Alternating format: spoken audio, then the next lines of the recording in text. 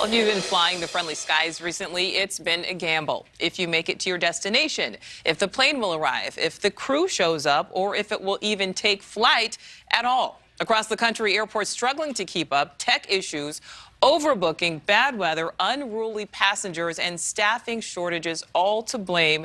Just this past week in Florida, passengers struggled to reach their destinations because of staffing issues and weather. And in Boston, a similar scene. The reason there? Weather.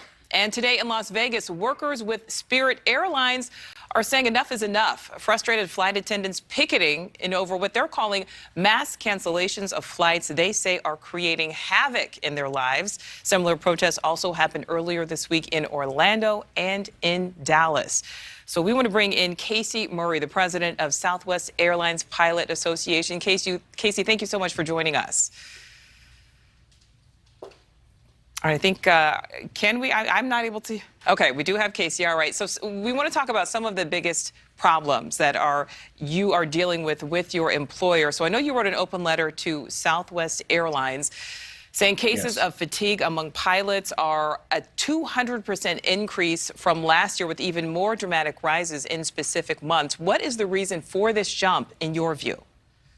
Well, we've actually seen a disturbing trend that started really last summer. So what's kind of happening is Southwest is having issues really just connecting pilots to aircraft. And it's due to some IT issues. It is due to really, and the main one that we've identified are really scheduling processes to get pilots to where they need to be. Once we start seeing delays, once we start seeing some weather issues, it's taken Southwest 5, 6, 7 days to really recover. And our guests, our customers are the ones paying the price. Well, so Casey, we did ask Southwest Airlines about your letter. They say the March increase in pilot fatigue calls is a result of the system actually working as designed. They say it allows crew members to determine if they are too fatigued to fly. But what is your response to them saying, the system's working as it's designed to work? Well, the system is working, and our pilots assure that it's working and that they're flying in the safest possible manner that they can. But the fact that the fact that it is working so well is indicative of a deeper problem. And the problem is number one, the numbers of pilots and how they're being used. So what is the solution to that then, Casey?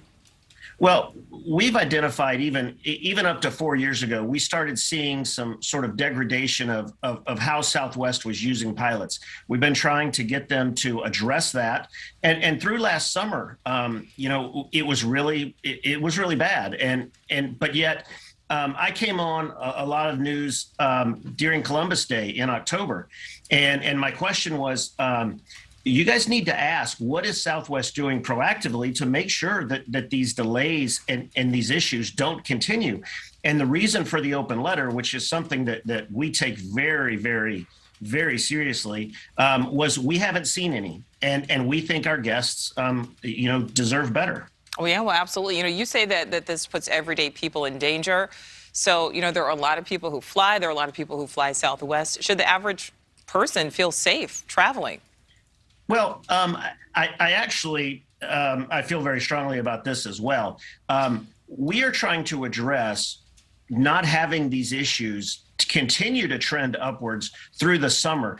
So we're really trying to create a bigger safety margin as we approach the summer. And I want every passenger to know that our pilots, most productive, the best in the world, they're going to get them to where they need to be as safely and as quickly as possible. But we just want to make sure that these trends don't continue so we don't see even worse issues over the summer. All right, so Casey, there's this 10-hour rest rule that's in place. Do you think there needs to be changes to that rule specifically?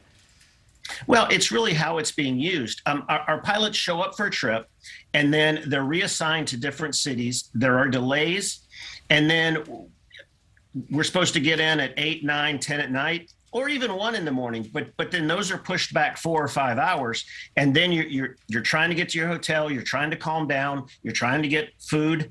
And then you're trying to get rest, and then you show up the next day, and it's cumulative. So it feels like we're running and running and running, trying to get our people to where they need to be. In case, you have that open letter, Southwest has responded saying this is the way the system is designed to work.